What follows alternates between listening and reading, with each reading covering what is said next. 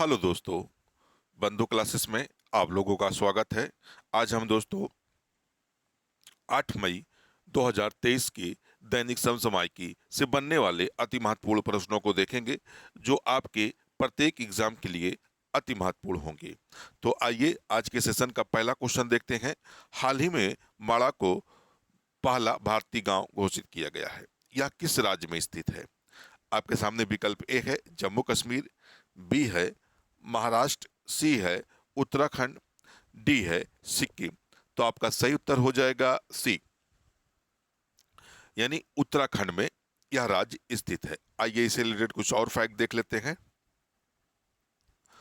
उत्तराखंड का माड़ा, जिसे पहले भारत का अंतिम गांव कहा जाता था, यानी इस माड़ा को पहले क्या था, भारत का अंतिम गांव कहा जाता था।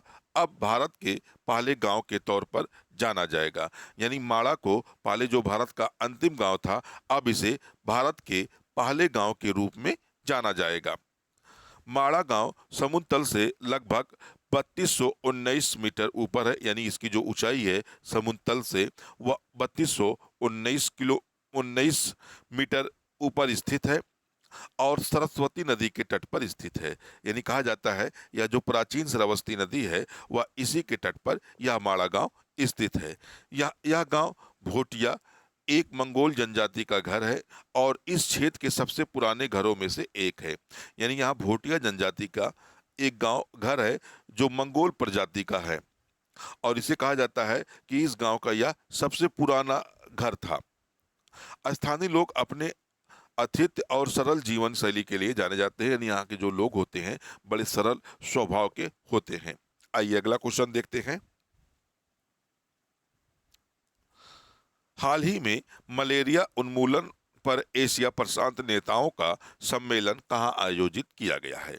ए जयपुर, बी नई दिल्ली, सी हैदराबाद, डी कोलकाता। तो आपका सही उत्तर हो जाएगा बी नई दिल्ली में। आइए इससे रिलेटेड कुछ और फैक्ट देखते हैं।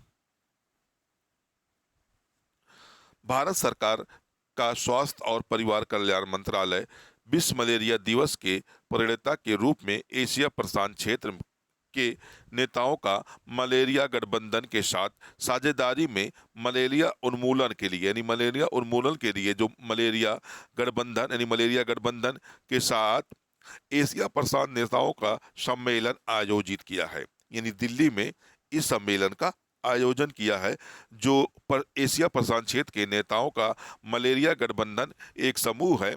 इन्हीं के साथ दिल्ली में नई दिल्ली में एक मलेरिया सम्मेलन का आयोजन किया गया।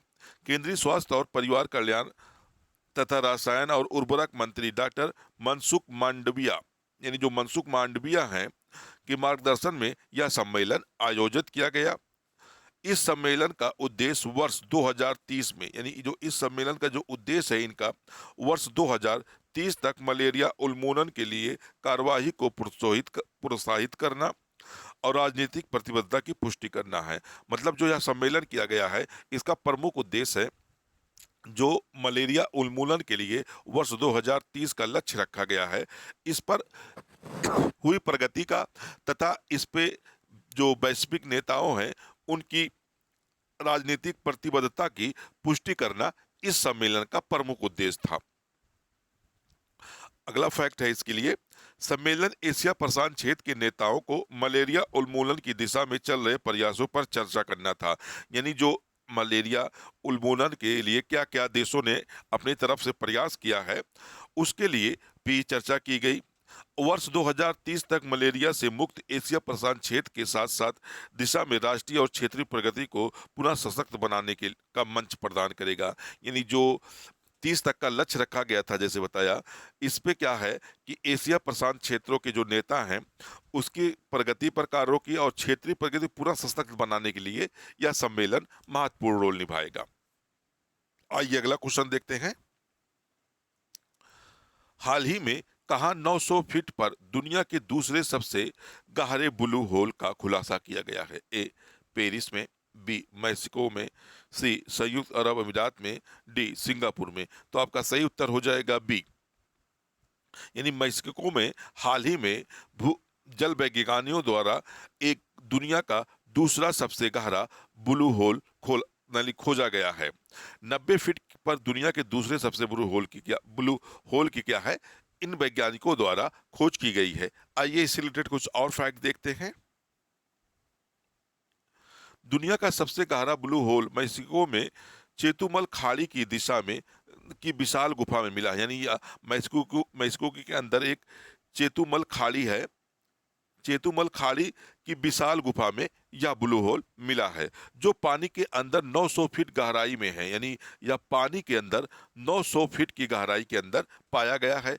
ये करीब 13,660 वर्ग किलोमीटर में फैला है। यानी जो इसका क्षेत्र है वह 13,660 वर्ग किलोमीटर में फैला है।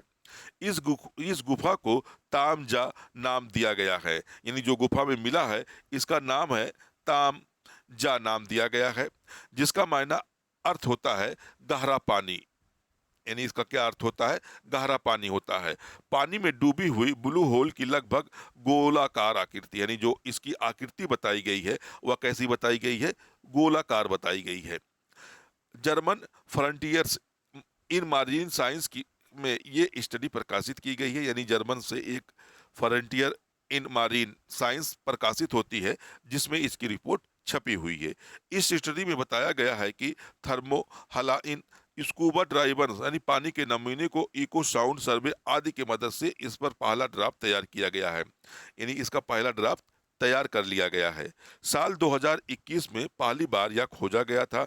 यानी इसकी खोज कहा जाता है कि जो साल 2021 में ही की कर ली गई थी, पर इसके पूरे जो आकार की या इसकी पूरी जानकारी अभी हाल ही में जर्मन वैज्ञानिकों द्वारा मारीन साइंसों द्वारा इसे जुटाई गई है। इस बात की झलक देख सकता है कि समुद्र दुनिया में जीवन कैसे विकसित हुआ। यानी इससे क्या होगा, इस ब्लू होल से क्या होगा, ये बात बताई जा सकती है कि इस पृथ्वी पर जो ये समुद्र है इसकी उत्पत्ति कैसे हुई या कैसे विकसित हुआ। इस बारे में अब आगे वैज्ञानिक इसके बारे में स्टडी करेंगे। आइए अगला क्वेश्चन देखते हैं। हाल ही में किस आईआईटी के वैज्ञानिकों ने टाइम बम लिक्विड मार्बल विकसित किया है? A IIT Hyderabad, B IIT Guwahati, C IIT Delhi, D विकल्प आपके सामने है आईआईटी मुंबई। तो आपका सही उत्तर हो जाएगा बी, यानी आईआईटी गुवाहाटी के वैज्ञानिकों द्वारा टाइम बम लिक्विड मार्बल विकसित किया गया है। आइए इससे रिलेटेड कुछ और फैक्ट देख लेते हैं हम लोग। भारतीय प्रौद्योगिकी संस्थान यानी गुवाहाटी के शोधकर्ताओं ने नैनोकेले का उपयोग करके तरल मार्बल विकसित किया। यानी तरल मार्बल या पहला मार्बल है विकसित किया है, जिसे दवा वितरण और रासायनिक प्रक्रियाओं के लिए पूर्व कर्मादेशित किया जाएगा। यानी जो इसको क्या किया जाएगा, रासायनिक प्रक्रियाओं के लिए और दवा वितरण के लिए इसका इस्तेमाल किया जाएगा। परंपरागत रूप से किसी भी बीमारी के इलाज के लिए हम टैबलेट, कैप्सूल, सिरप, मलहम आदि के रूप में दवाएं लेते हैं। एक नियंत्रित दवा वितरण प्रणाली एक अधिक कुशल तकनीक है। यानी जो जब विकसित किया गया है या एक दवा वितरण प्रणाली एक आधुनिक तकनीक है जो विशिष्ट स्थान पर आवश्यक खुराक को धीरे धीरे समय की वांछित अवधि में वितरित करती है। यानी जो यह विकसित की गई है किसी भी समय में या धीरे धीरे उस पर यह विकसित करेगी। आइए अगला क्वेश्चन देखते हैं। हाल ही में भारत और किस देश के तटरक्षक बल नई दिल्ली में उच्च स्तरीय बैठक किया? ए यूक्रेन, बी दक्षिण Korea, C Japan, D Bangladesh. तो आपका सही उत्तर हो जाएगा बी, यानी दक्षिण कोरिया द्वारा हाल ही में भारतीय तटरक्षक और दक्षिण कोरिया तटरक्षक बलों के मध्य एक बैठक आयोजित नई नई दिल्ली में की गई है। आइए इससे संबंधित कुछ फैक्ट देखते हैं। भारतीय तटरक्षक और कोरियाई तटरक्षक के बीच 11वीं उच्च स्तरीय बैठक 25 अप्रैल को हुई थी। इसकी बैठक कहाँ हुई थी? आपको यानी नई दिल्ली में हुई थी। कोरियाई तटरक्षक बल के 7 सदस्यीय प्रतिनिधिमंडल ने भारतीय तटरक्षक के साथ यह बैठक की थी। यानी जो कोरियाई तटरक्षक बल है यह 7 सदस्यीय था दोनों पक्षों ने सर्वोत्तम प्रथाओं को साझा करने, संयुक्त अभ्यास आयोजित करने और दक्षिण सहयोग बढ़ाने के लिए समझौते ज्ञापन पर हस्ताक्षर। इन्होंने मानी 3 समझौते पर किया। एक तो इन्होंने संयुक्त अभ्यास करने की बात कही है और सर्वोत्तम प्रथाओं को साझा करने, जो इनकी प्रथाएं हैं इनको साझा करने की बात कही गई है, और प्रशिक्षण सहयोग यानी जो प्रशिक्षण सहयोग होगा यह बढ़ाने की बात इस समझौते में की गई है। दोनों तटरक्षकों के बीच उच्च स्तरीय बैठक 2006 में हस्ताक्षरित की गई थी, यानी समझौता किया गया था। इस बैठक के लिए 2006 से यानी कोरियाई तटरक्षक बल और भारतीय तटरक्षक बल के मध्य यह बैठक 2006 से ही संपन्न की जा रही है। उच्च स्तरीय बैठक समुद्री खोज और बचाव, समुद्री प्रदूषण, यानी ये जो बैठक हो रही है समुद्री खोज और बचाव के लिए, समुद्री प्रदूषण प्रतिक्रिया और समुद्री कानून प्रवर्तन के क्षेत्रों में परिचालन स्तर की यानी जो परिचालन स्तर की बातचीत और क्षमता निर्माण को बढ़ाने पर केंद्रित थी। यानी इसमें महत्वपूर्ण जो इसका केंद्र बिंदु था, एक तो समुद्री प्रदूषण था, जो प्रतिक्रिया हो तो समुद्री कानून प्रवर्तन, क्षेत्रों में परिचालन स्तर की बातचीत का और क्षमता निर्माण पर यह केंद्रित बातचीत हुई थी। भारतीय तटरक्षक बल और कोरियाई तटरक्षक के बलों के मध्य हुई थी।